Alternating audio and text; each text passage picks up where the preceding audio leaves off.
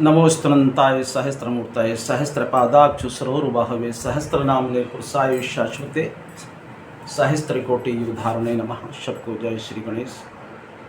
सबका जीवन मंगलमय हो। सबको बहुत बहुत शुभकामनाएं। भगवान गणेश का पावन उत्सव चल रहा है और कल जो है डोल ग्यारस का पावन पर्व है, जिसको फूल डोल भी कहते हैं, जिसको परिवर्तनी एकादशी भी कहा जाता है, जिसको वामन एकादशी भी कहा जाता है, जिसको पद्मा एकादशी भी कहा जाता है।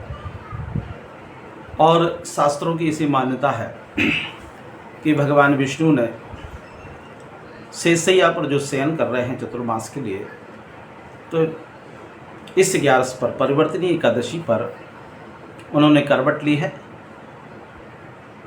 इसलिए इसको परिवर्तनी एकादशी भी कहते हैं कि उन्होंने अपने शयन के क्षेत्र में परिवर्तन किया है। और ये एकादशी जो है महालक्ष्मी का बहुत बड़ा व्रत है।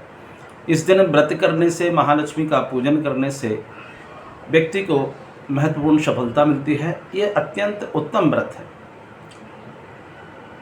देवताओं ने अपनी राज्य वापसी के लिए महालक्ष्मी का ये व्रत किया था और इससे उनको सफलता प्राप्त हुई थी। और इसको वामन एकादशी भी कहा जाता है।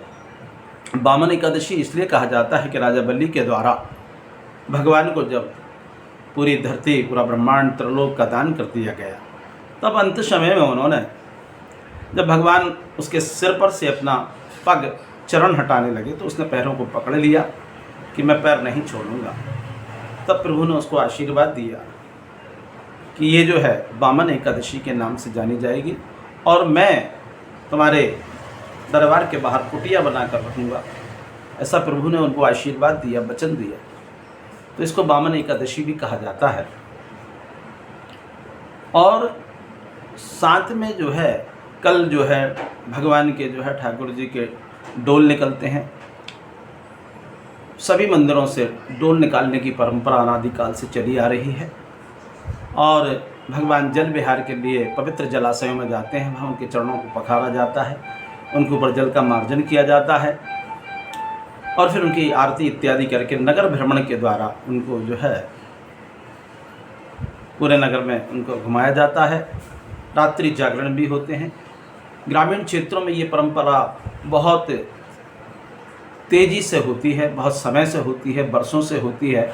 और डोल निकलता है गांव में, जल विहार के लिए जाता है, फिर वह कहीं एक जगह विश्राम करता है, रात्रि जागरण होता है, कीर्तन इत्यादि होता है। दूसरे दिन प्रातःकाल जो है वो फिर वह डोल अपने स्थान पर आ जाता है, इसलिए इसको डोल ग्यारस भी कहते हैं। परिवर्तनी एकादशी भी, पद्मा एकादशी भगवान विष्णु का परम त्यौहार है। भाद्रपद शुक्ल पक्ष की एकादशी कही जाती है और इसका व्रत करने से जीवन में धन धान संपदा वैभवता सभी की प्राप्ति होती है।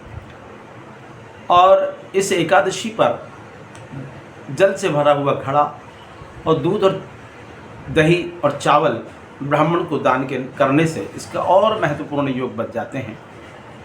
कल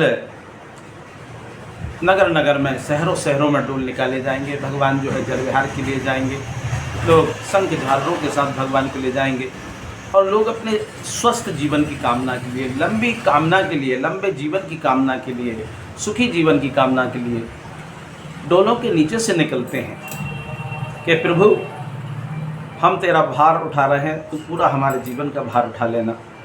इस कामना के साथ लोग उसके नीचे से निकलते हैं और ऐसा फिर मानते हैं कि हमने जो अब तक जो भी हमसे जाने अनजाने में कर्म हुए हैं, उन सब को हमने तेरे से निकल कर तेरी शरण में आकर हम उन पापों से क्षय हो जाए, इसी कामना को लेकर वो उसके नीचे से निकलते हैं।